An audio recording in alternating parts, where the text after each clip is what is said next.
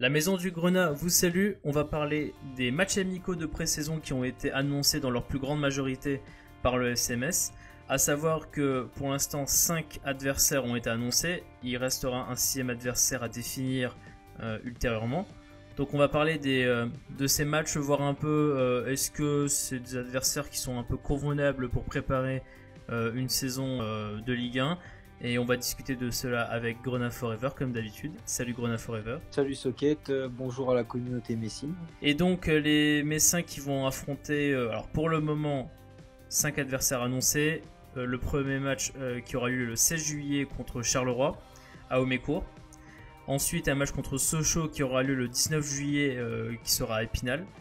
Un match contre Reims qui aura lieu à Épernay le 24 juillet. Un match contre Serein le 31 juillet qui aura lieu à Molsheim. Et le 3 août, Metz jouera contre Mayence, match qui se déroulera également à Molsheim. Sachant que donc il y a un 6ème match qui est prévu le 27 juillet, mais qui pour l'instant n'a pas été défini. Alors qui n'a pas été défini, donc qui pourrait peut-être ne pas avoir lieu. Je pense que ça dépend aussi de comment sera la préparation à ce moment-là. Alors c'est pas évidemment habituel qu'on traite les matchs amicaux de pré-saison, mais c'est intéressant d'évoquer ce cas-là, puisque est-ce que on se demande toujours si les adversaires que tu affrontes sont vraiment hyper intéressants quand tu vas débuter par exemple une nouvelle saison. Est-ce que le profil des équipes importe? On se souvient très bien, et tu vas pas un peu pouvoir nous en parler, quand Crystal Palace était venu. Qui au final, alors je mets de côté le fait qu'on a assisté à un but d'anthologie d'un certain Ibrahima Niane, qu'à l'époque j'avais dit que ce joueur allait avoir un grand avenir et qu'on m'a rigolé à la gueule, hein, évidemment. Hein. Ce grand avenir, il l'aura peut-être eu 2 ans après. Il aura peut-être eu 2 ans après. Mais c'est que tu dis Crystal Palace, équipe de première ligue, style totalement différent de ce que tu pourras retrouver éventuellement en Ligue 1. Donc c'est comme important quand même de voir le style de jeu des adversaires que tu vas avoir en face, et même tout simplement la qualité des adversaires que tu vas avoir en face en préparation. Donc je dirais, quel est un peu quand tu vois cette liste là, Grenat Forever, c'est quoi un peu ton impression? Est-ce que c'est un peu équilibré, ou par exemple le fait que tu joues des équipes un peu plus faibles au début mais tu as un gros adversaire en milieu et en fin de liste? J'allais y venir là. Ah vas-y, bah tu peux. J'ai l'impression que non, j'aime bien là en fait la diversité des adversaires que Metz va rencontrer et de la façon dont ces adversaires sont mis. C'est-à-dire on a vraiment 2 adversaires pour commencer en tout début de préparation. Pour commencer calmement. Pour commencer voilà. Très calmement, voilà. Voilà, pour moi, c'est vraiment 2 adversaires que sont Charleroi et Sochaux. 2 adversaires où on va pouvoir voir une grosse revue d'effectifs pour essayer de commencer à travailler un peu nos différents systèmes. Donc, le FCMS a trouvé 2 adversaires dans nos cordes et ça, c'est plutôt intéressant. Je suis content. Après, Reims au milieu, pour moi, c'est le match charnière. Vous regardez les dates, c'est quasiment 1 mois de préparation.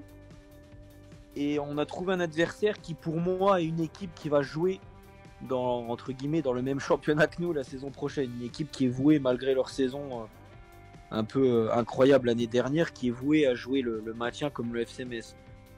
Donc, ça, c'est bien que ça soit en plein milieu de la prépa parce que ça va nous permettre peut-être de commencer à voir un peu les forces en présence, mettre un semblant d'équipe type. Donc ça, c'est bien que ça arrive là et se mesurer à une équipe de Ligue 1, ça je trouve que c'est intéressant. Et après, comme d'habitude, fin de préparation, toujours un match entre guillemets, ça pour moi, c'est un match à part contre une grosse équipe d'un gros championnat. Bon, t'as parlé de Crystal Palace la dernière fois, là c'est Mayence, club voué au top 10 de Bundesliga depuis quelques années. Ça, pour moi, il n'y aura pas grand-chose à en retirer. C'est plus un match de gala pour conclure la prépa. Deux matchs Voilà. Deux matchs contre Mayence. Il faut rappeler, parce que c'est un peu... Voilà. Juste que je rappelle rapidement, et après tu te laisses continuer. Il y aura 2 matchs qui ont été... alors c'était un peu bizarre au début, mais c'était également confirmé par Mayence dans leur tweet où ils précisaient bien qu'effectivement qu'il allait y avoir 2 matchs. Un match à 11h et un match à 13h30. Ce qui veut dire que potentiellement tout l'effectif va jouer ce jour-là, mais en 2 équipes, avec une équipe un peu réserviste de l'effectif pro et l'équipe 1, quoi. Ouais, c'est pour ça, je sais pas si on en tirera grand chose, c'est plus un match de gala pour finir. Après, oui, il y aura peut-être le match à 11h, peut-être oui, les remplaçants, même pas la CFA, mais ceux qui sont susceptibles de ne pas commencer la saison en tant que titulaire. Et à 14h30, on verra peut-être le 11 normalement qui devrait débuter la semaine d'après à Strasbourg. Moi, je vois ça comme ça. Ou alors, il peut complètement brouiller les pistes et mélanger tout ça dans les deux matchs. Mais c'est un peu compliqué, de faire ça dernier match de préparation avant la C'est reprise pour de ça que moi, je vois peut-être plus le match contre Serein comme une revue d'effectifs et le match qui reste à définir, qui pour moi, je pense que ça sera un match à Saint-Symphorien parce qu'il y a toujours un match à Saint-Symphorien dans le lot. Et je pense que le match là sera le match où on verra l'équipe qui risque de commencer la saison à Strasbourg débuter. Ouais, bah, mais je suis pas forcément, je suis pas forcément pour de rencontrer forcément 6 équipes de Ligue 1 ou 6 équipes de niveau inférieur.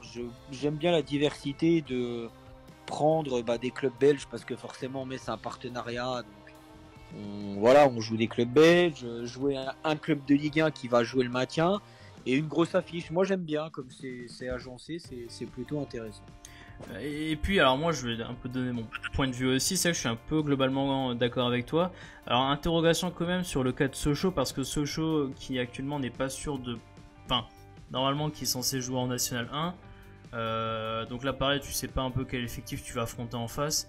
Donc pareil l'analyse que tu vas pouvoir en tirer de ce match là, juste avant un match un peu plus relevé contre Reims, toujours à prendre avec des pincettes. Puisque peut-être que Sochaux aura aussi une énorme revue d'effectifs, de beaucoup de changements, donc ça c'est à voir. Tu l'as souligné par rapport au club belge, c'est vrai que l'avantage c'est que le réseau qu'a notamment Bernard Serin en Belgique fait que c'est beaucoup plus facile d'avoir aussi des adversaires belges. Et d'ailleurs je pense que c'est pas forcément si facile que ça de trouver des adversaires en match de préparation et surtout des bons adversaires en match de préparation. Et donc ouais, comme tu as dit, il y a une certaine variété. Bon, Serein évidemment, le club de Serein en Belgique, c'est important aussi. Faut le souligner, mais il y a certains joueurs qui des fois sont prêtés à Serein, qui appartiennent à Metz. C'est le match amical traditionnel. Oui, voilà, c'est un match amical pour un peu mettre à l'honneur la relation qu'il y a entre Metz et Serein. Alors peut-être certains vont dire pourquoi est-ce qu'il n'a pas lieu peut-être un peu plus tôt. Ce qu'on peut trouver, je pense, juste étonnant, c'est le fait que Metz ne rencontre pas de club luxembourgeois. Assez étonnant. Écoute, après il faut voir parce que c'est vrai que les clubs luxembourgeois, alors peut-être que je me trompe, me direz en commentaire si je me trompe, mais il y a beaucoup de clubs luxembourgeois qui commencent aussi des fois des qualifications européennes. Bien sûr. Donc peut-être pour ça qu'il veut pas entre guillemets avoir un plomb à se taper le FC Metz à ce moment-là peut-être. Comme ça faisait 2 ans que le match à Homécourt, d'ailleurs, le FC Metz revient pour la 3e année de suite à Homécourt. Tout à fait. Partenariat aussi avec ce club. Et généralement, c'était des clubs luxembourgeois que le FC Metz rencontrait. Donc là, c'est un club belge. Mais voilà aussi, quand on parlait pour Serein, le FC Metz choisit aussi ses lieux de rencontre par rapport aux quelques partenariats noués un peu par-ci par-là par le club. Donc c'est bien de fidéliser ça aussi, les villes. C'est bien de fidéliser les villes, et puis ça permet à beaucoup de personnes de venir voir un peu des joueurs autre part que le stade, les week-ends de match.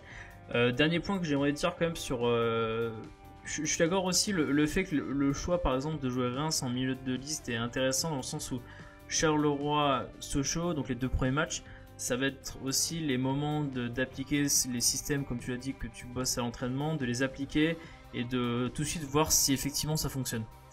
L'avantage c'est de voir que ça fonctionne. D'ailleurs, tu vas avoir un autre match potentiellement à Saint-Symphorien plus ce match contre Serein. Ça te permet d'avoir potentiellement 2 matchs pour retravailler les systèmes qui n'ont pas fonctionné contre Reims. Et derrière te dire ok, on a bossé ça, maintenant on termine en ayant essayé de régler tous les problèmes que l'on a eu contre Reims. On les a réglés durant les 2 matchs suivants, de le terminer par Mayence et de dire voilà, on tape un gros adversaire comme ça, voilà. Après, je sais pas si tu perds contre Mayence, je sais pas si perdre le dernier match de préparation c'est pour toi une influence. Non, non, parce que généralement, quand Metz gagne son dernier match de préparation, font une saison souvent catastrophique derrière. Alors, Donc il faut le perdre, je c'est pense ce que tu veux que- dire. Faut le perdre. non, je dis pas qu'il faut le faire, mais je pense qu'il n'y a aucun enseignement à tirer, en tout cas sur la suite de la saison. Plus sur les forces en présence par rapport au premier match, sur qu'est-ce qui a changé dans la semaine qui suit ce match-là pour bien commencer la saison. Mais ça n'aura aucun incidence sur la suite du championnat, hein, ça c'est sûr. Ouais, bien sûr, bah, de toute façon, ça, c'est toujours pareil. Hein, il faut prendre en compte le fait que tu joues Mayence en face. D'ailleurs, potentiellement un retour entre guillemets de Niakate au contact du FC Metz. Ça, c'est un peu la belle histoire, ça serait cool de le revoir. Ça serait cool de bah, en espérant qu'il soit toujours là, hein, parce que bon. Ouais, on sait pas ce qui peut arriver. C'est l'ami, il peut être très bien transféré. Hein. Bon, Niakate, Bien sûr. si vous suivez pas l'Allemagne, est plutôt bon avec Mayence, donc d'ici là, on peut voir ce qui va bouger. En tout cas, on a fait un peu la revue un peu de la liste des matchs amicaux. On attend de voir donc le 6ème potentiel adversaire qui peut apparaître. Alors je sais pas, comme j'ai dit, est-ce que ça va dépendre de comment se déroulent les matchs de préparation? Est-ce que le staff va juger qu'il faut un match en plus pour, tu vois, pour que la machine soit bien lancée, tu vois? Donc, Bien sûr, hein. donc on verra ça. Et nous, on vous dit, on vous dit à la prochaine. On espère en voir certains. Peut-être lors des matchs, alors peut-être le match d'Omécourt ou le match qui aura lieu à domicile, si tant est qu'il y a un match à domicile. Et nous, on a fait un peu le tour de la question. Merci Grenade Forever. Bah, merci Socket, merci aux gens de nous écouter, à la communauté Messi. C'est ça. Vous êtes de plus en plus et ça nous touche également. On a beaucoup de commentaires de personnes, notamment sur tous les réseaux, Facebook, Twitter, de gens qui disent que bah, c'est bien d'avoir un peu de nouveaux contenus sur le FCMS. C'est vrai que des fois, il y en a un peu, pas beaucoup en fait. Hein. C'est vrai que c'est un peu dommage. Plus on est de personnes à en parler, notamment sur des. Nous, on fait un podcast.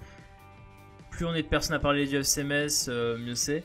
Et donc on vous invite évidemment, comme d'habitude, si vous n'êtes pas abonné, à vous abonner à la chaîne YouTube, à laisser un petit commentaire pour nous aider à mieux référencer cette chaîne. Et on vous dit tout simplement à la prochaine.